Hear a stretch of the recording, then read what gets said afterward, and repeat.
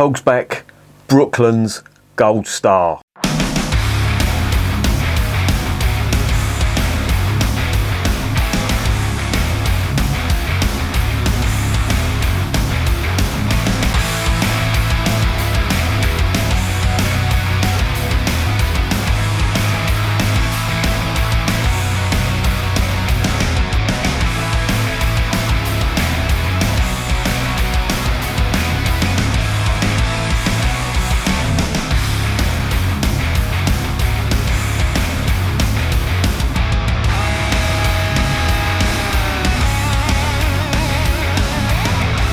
And remember, life is too short to be drinking shitty beer.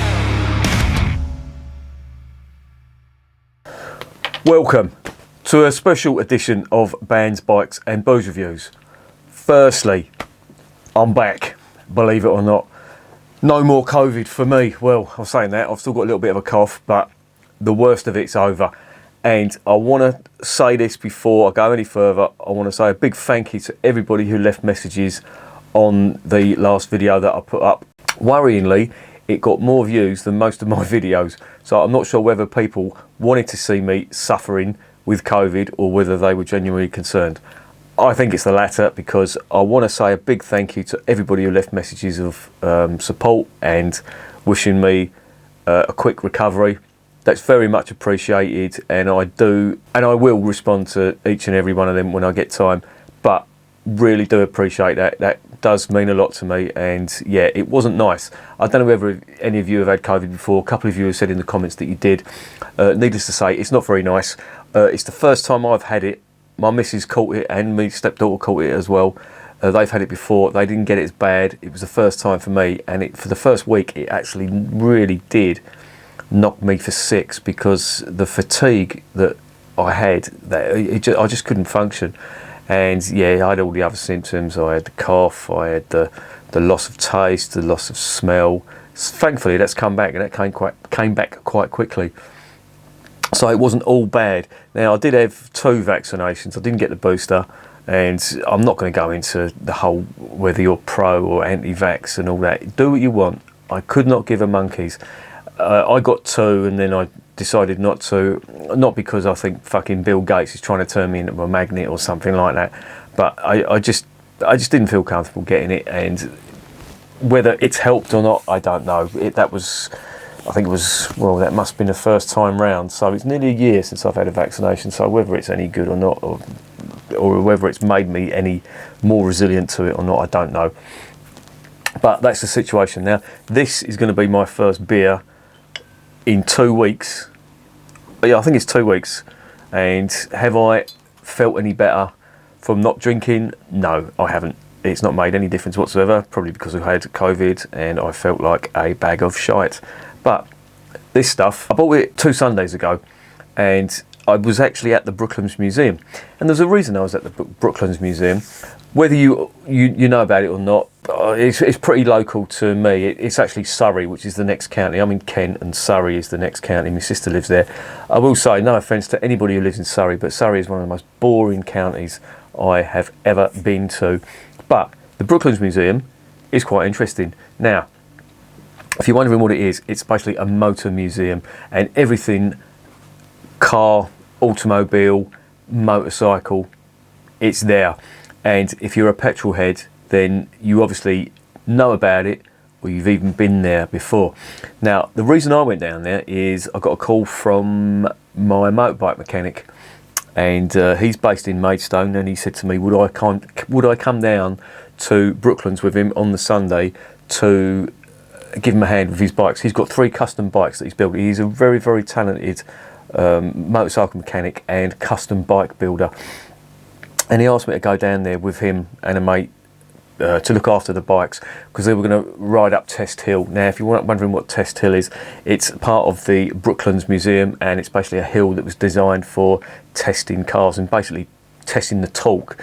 It's a big hill that a lot of bikes and cars go up, usually vintage cars, and a lot of older bikes and cars try to get up there, and it's quite a challenge for some bikes. Some bikes don't make it and they have to be rescued, and yeah, it's quite interesting. But he was going to take 3 of his bikes down there, and he did take 3 of his bikes down there. I was going to ride one up Test Hill. I was going to get some video. It was going to be great. I was going to put it on the channel. And you could have seen my attempt at riding a motorbike up Test Hill.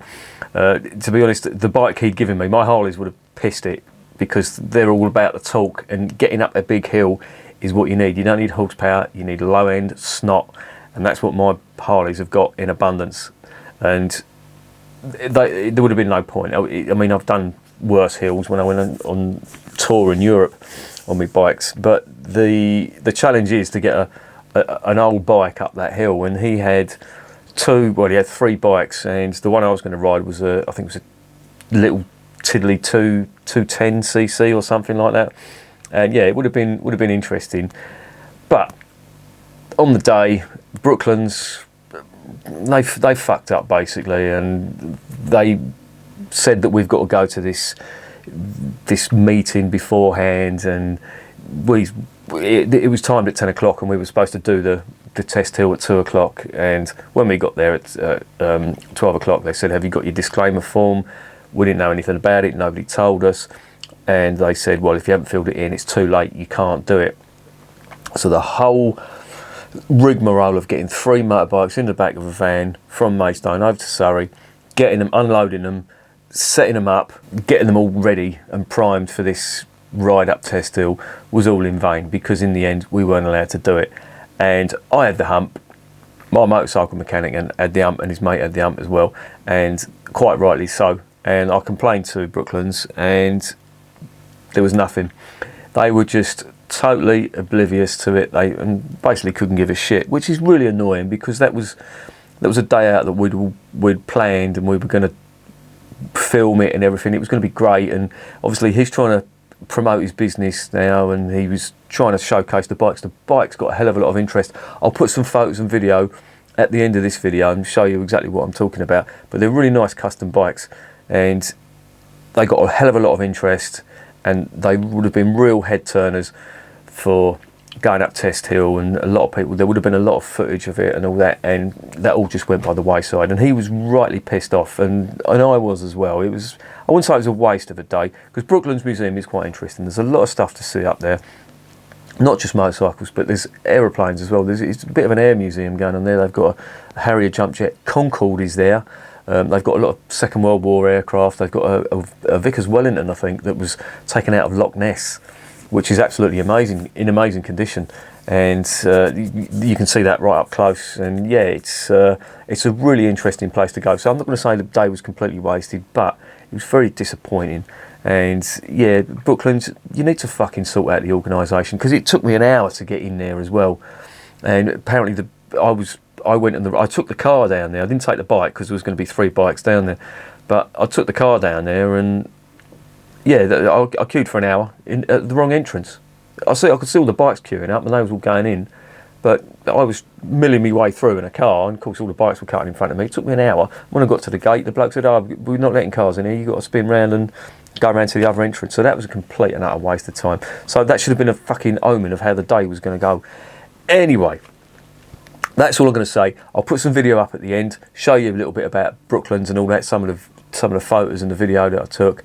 And yeah, if you want to go down there, then yeah, just treat it as a day out though. If there's an event, make sure you do all your research first, because no disrespect, because they're all volunteers down there, but they're not the most well-informed people, and they don't communicate the best with the general public. That's my initial experience of it. So yeah, to say I was a bit disappointed is a little bit of an understatement. But there you go. That's all I'm going to say on that.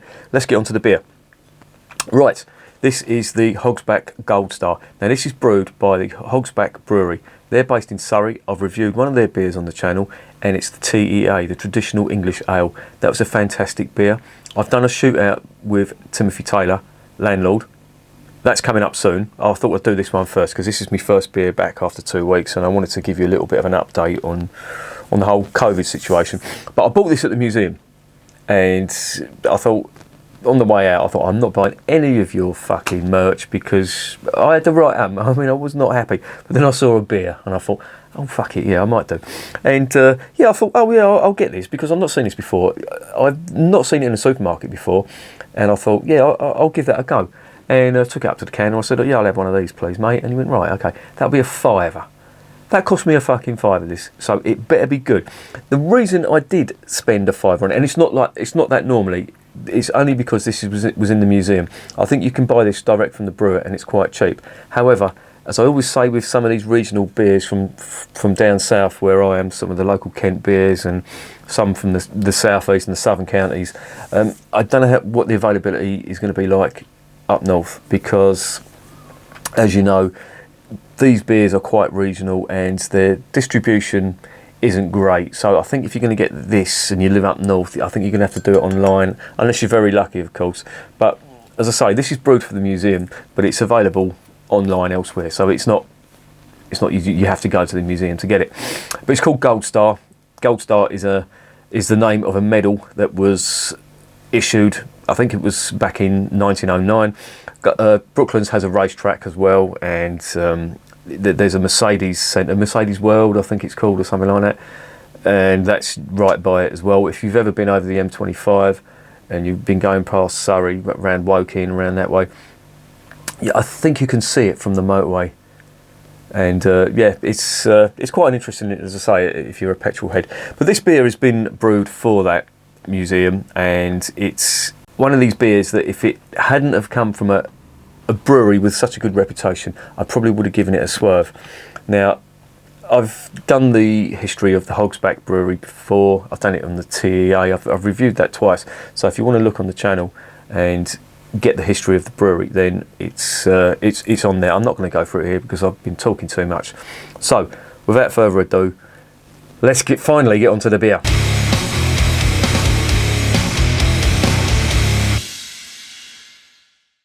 Right, this is Brooklands Goldstar, legendary English ale. The Goldstar was awarded to elite drivers and riders at the world's first purpose-built motor racing circuit. I didn't know it was the first purpose-built motor racing circuit. Wow. That shows how much attention I paid. I was so pissed off. I didn't really pay much attention to when I was going around looking at all the exhibits. This beer celebrates the history of that lives on at Brooklands Museum. A generous golden ale. Now they've called it an English ale.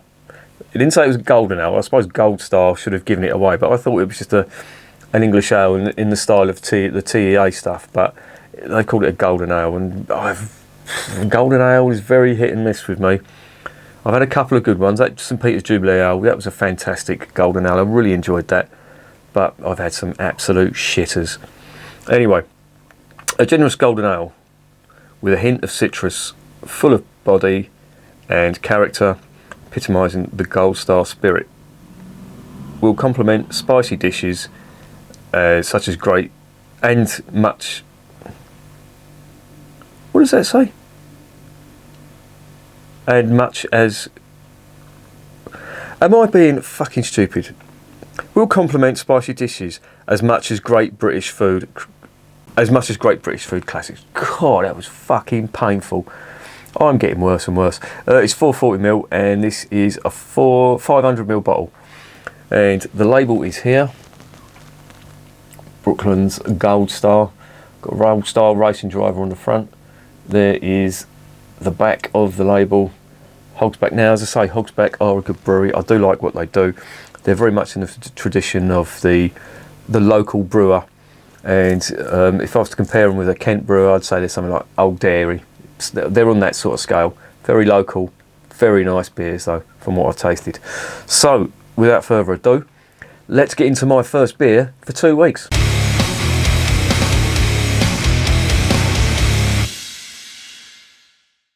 This is going to be interesting because I think I've got all my senses back.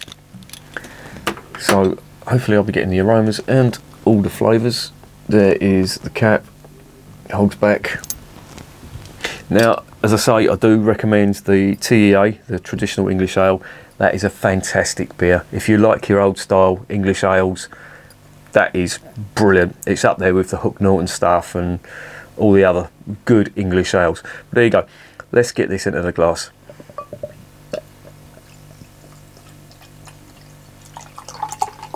Yep, well, they're saying it's a golden ale, but yes, was it a golden ale? Yeah, I suppose. This glass is filthy. I haven't used this in 2 weeks. So yeah, that's probably why it's not clean. What are we getting on the nose? Oh, the smell of beer. How I've missed you so. That does smell quite nice for a golden ale. Let's try and get a bit of a head on it.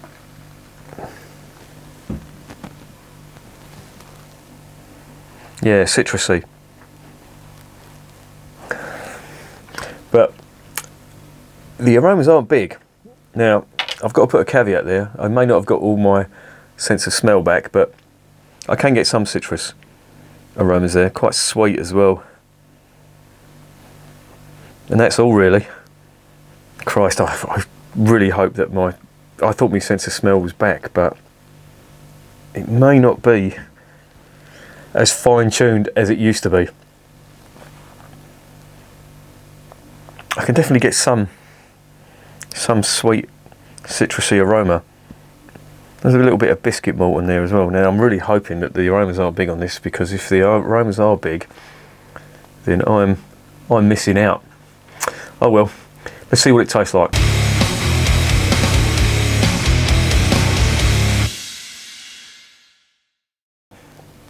Bottoms up.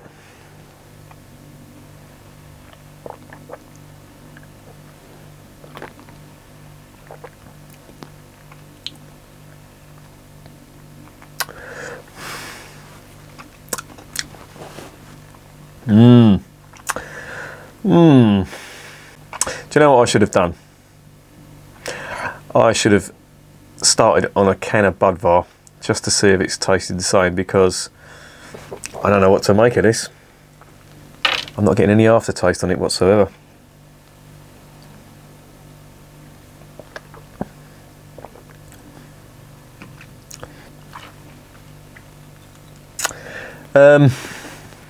Now this is cold, it's come out of the fridge, and as I've been talking, it's very warm. Obviously you know how hot it is. We're in the middle of a heat wave at the moment, and this is, I would say it's chilled, but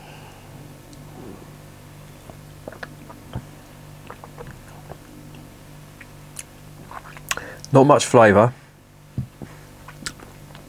not much of a finish, and not much of an aroma either. And I'm wondering whether the after effects of COVID have done something to my sense of taste, or this is just a very, very bland pint.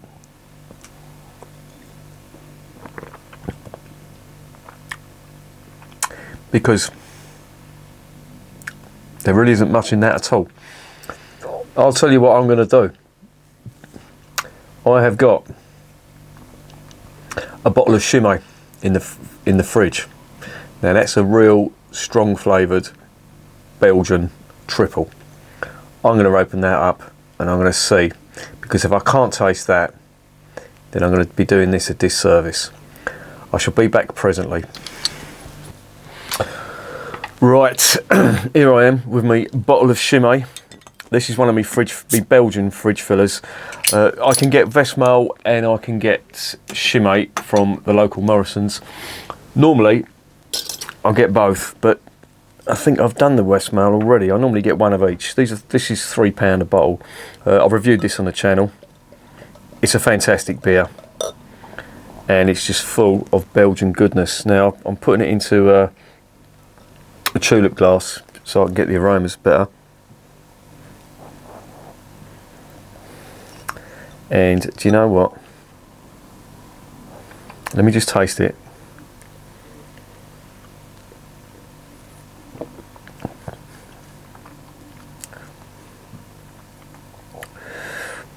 Flavours are there, but I think they're slightly blunted. And I think my sense of taste is up the fucking spout. The aromas, I don't know, I am getting some aromas, but they're not normal. And that's worrying, because normally the aromas on this style of beer is huge. Now, as I say, I'm getting over COVID. I've still got a cough, a little bit of a snotty nose. I don't know whether it's my hay fever or not playing up, but the aromas on this aren't big. And normally, when I normally smell it, it shows. I haven't done a COVID test, so I don't know. I'm assuming I'm negative, but yeah, I think this may be a bit of a rum deal.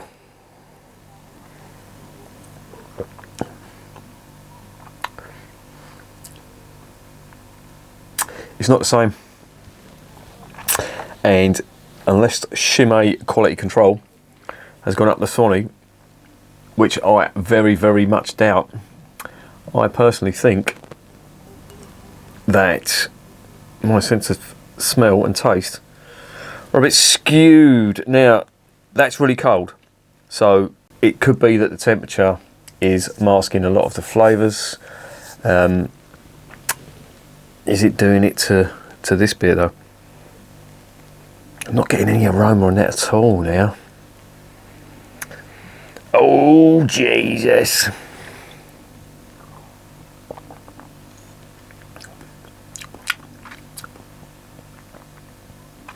Well, put it this way, it's not unpleasant.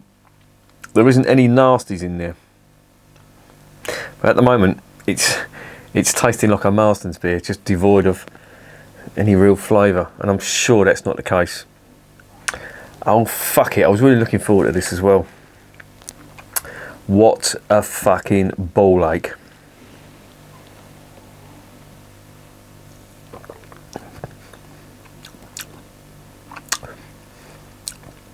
Just no aftertaste on that at all. And I really don't think Hogsback would put out a beer that was devoid of flavour like that. Now, as I say, I'm tasting the Chimay, and do you know what this smells like to me? This smells like, it's got like a sour aroma to it.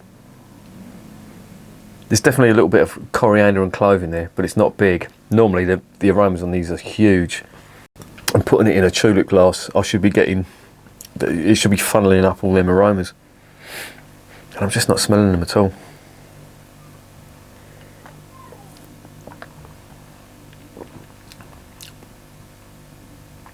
The flavours are really subdued on this. Oh fuck. Well, there's the bottom line. The beer tester is broken. Oh, I should have really tested this out. Tested my sense of taste and smell out on a can of Budvar, but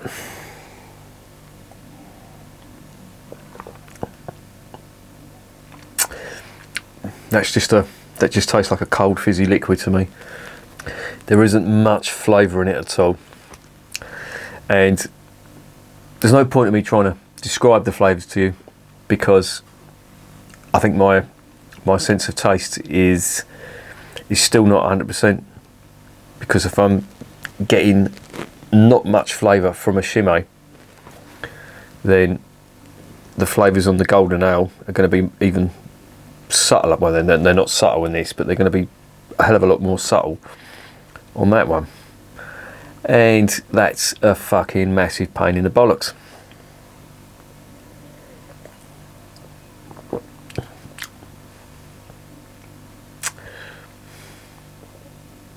Oh, what a fucking disaster this is. And there's me thinking, right, I'm going to get back into the tasting of the beers. And to be honest, if I'm not getting these flavours, then there isn't really much point me reviewing beers, because A, I don't want to be unfair on the Hogsback Brewery.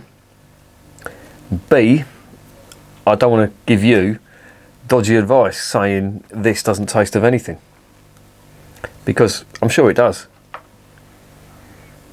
I just can't get any flavour out of it at all.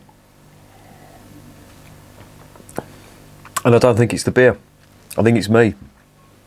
Because this should be full of flavour. But do you know what? All I'm getting is like a sour. That smells like sour milk to me. Not a horrible sour milk flavour, but there's just a definite sourness to it. And I've never really had that before from a Chimay. This is, for me, this is probably one of the best triples, if not the best Belgian triple out there. You can take your triple Carmelite, and which some people say is the best Belgian triple. I don't think it is personally. I think the Trappist stuff is the best, is the pinnacle of Belgian beer. Certainly when it comes to flavour. This normally is for me, well, I did a shootout with the Westmalle and the Chimay won it because it was just full of flavour, very rounded, really nice. And one thing I will say, I can feel the alcohol going to my head. This is my first beer in 2 weeks, but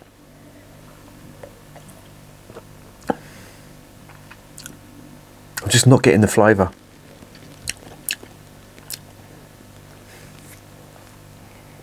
I just really, my senses just aren't picking up what I would be expecting from the Chimay. I'd be expecting big coriander, big spice, big clove. I'm not getting that at all. And from this, I'm not getting anything.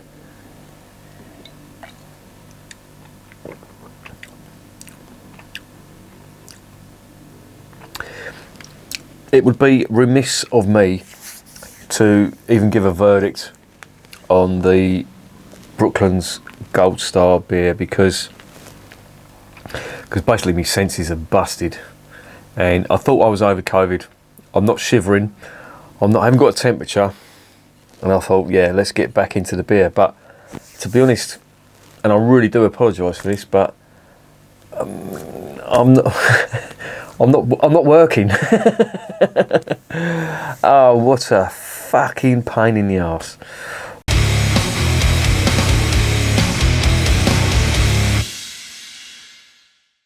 So what is the verdict on this? Well, there is no verdict, unfortunately. My senses, they ain't working.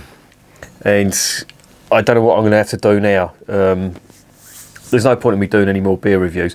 But I have got, and I did say I was going to do this on before the last video. I said that I was going to put up some of the archive stuff. I have got a lot of archived beer reviews that I've done, and I just haven't uploaded them. I'm probably going to put them up. I do want to keep you informed and all that, and I'm doing quite well now on the old subscription front. It does appear that my videos are getting out, and I want to keep it going, and I want to keep you informed about some of the beers that I've reviewed when I haven't fucking lost me sense of smell or taste. But see, I really am at a loss now, but because the beers have been in the fridge for 2 weeks, and they're obviously very cold. And as I've said in one of my videos about the temperature of brewing beer, people laughed at it and said, "Oh, you're being pretentious," and not.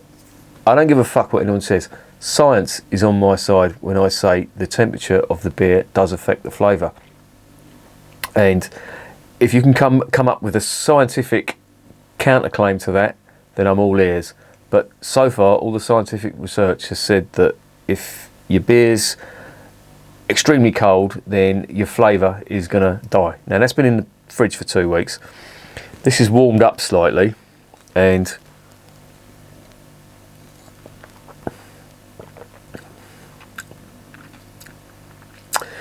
still isn't much flavour in it. Now, that could be because it hasn't got much flavour in the beer. So I've got the Chimay, which is full of flavour. It's one of the most flavoursome beers, certainly the most flavoursome triple, and pleasant drinking triple, Belgian triple, in my opinion. And I put it up against what is considered one of the best triples. Again, another Trappist beer. As I said before, I think Trappist beers are the pinnacle of Belgian brewing. And I did a shootout with the Westmalle and with the Chimay, and the Chimay won it. So for me, at the moment, this is the best Belgian triple, and it's, to me, at the moment, it smells like sour milk with some spice, and not a great deal, which is not what Shimei is about. So, the verdict is, there is no verdict. I can't give you an honest answer, and that's a real fucking shame, because you've all watched this video hoping to see what this stuff tastes like, and I can't tell you what it tastes like in all honesty. Now, I could bullshit you and say, oh yeah, there's certain flavours. Just read basically what's on the back of the label, and I'm not going to do that, because if I did, then I would be doing a disservice to, well, I'd basically be bullshitting everyone, and that is not what I'm about. Now, I like to be open and honest on this channel. Believe it or not, and I will say a big thank you to them, the C84, the Great Yorkshire Brewery, or the C84 Brewery, they got in touch with me recently, and they said, we've seen your reviews of the beer and all that. They looked at the C84 lager and all that, and they said, I really appreciate the reviews and all that. Can we send you some beer? And you may call me a bullshitter. I'm being totally honest now. I never accept beer from breweries. And the reason I don't do that is because I don't want to be under a compliment if they send me beer, because, you know, I like to think I'm a genuine bloke. And if somebody sends me a beer for nothing, the last thing I want to do is slag off what they've done. So I want to keep it as impartial as possible. So I'm not saying don't send me free beer, but I don't want to review beer that's been given to me from a brewery, because it feels like I'm under a compliment and I have to give them a good review. And I don't want to do that, because that's not what this channel's about. This channel is impartial. It's going to give you honest beer reviews. If beer's good, then I'll tell you it's good. And if it's shit, I'm going to tell you it's shit. And I don't want to be influenced by anything. I know a lot of beer reviewers, they do accept beers from breweries and all that, which is fine. And some of them, they go to breweries and they even, you know, hang out with brewers and stuff like that. To be honest, that's not what I'm about. I'd rather just, I don't know, put myself in the shoes of a punter who doesn't hang about in breweries and all that, just buys the beer, tastes the beer as a punter, and gives you an honest opinion of what the beer tastes like. And getting back to my point, in all honesty, I can't give you an honest review of that, because my sense of smell and my sense of taste, from what I can gather, is fucking screwed.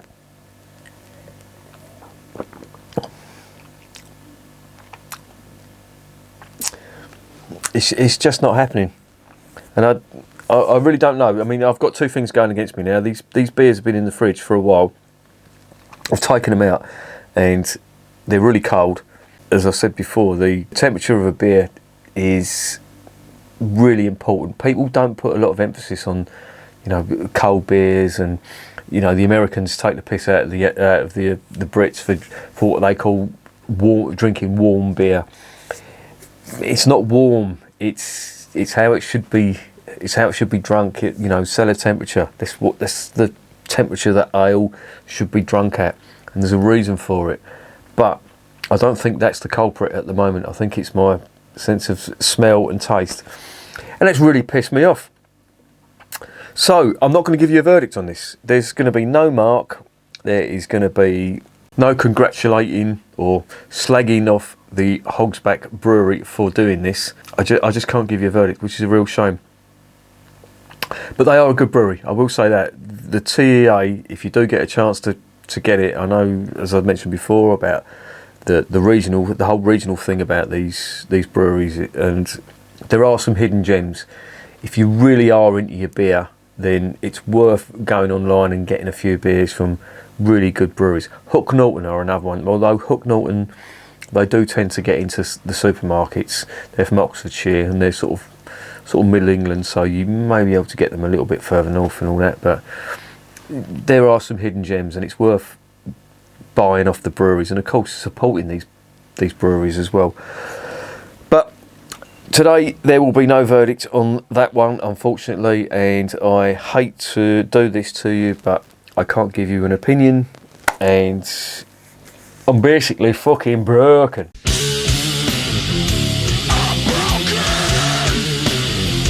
So, what I'm going to do from now on is I'm still going to upload some videos. I've got a load of archive videos. I'm going to put them up. There's quite a few. I mean, I do have quite a big back catalogue of beers I reviewed. I mean, believe me, I drink more beer than I can fucking put up, because it takes a lot editing these videos and getting them out there. This has been a really, really long video, and if you stuck it out this long, I really do appreciate it. I'm just going to put up some photos and some video now of the day out at Brooklands, and I was hoping it was going to be a bit more of an exciting video, but unfortunately it's been a bit of a fucking damn squib. So on that note, enjoy the videos.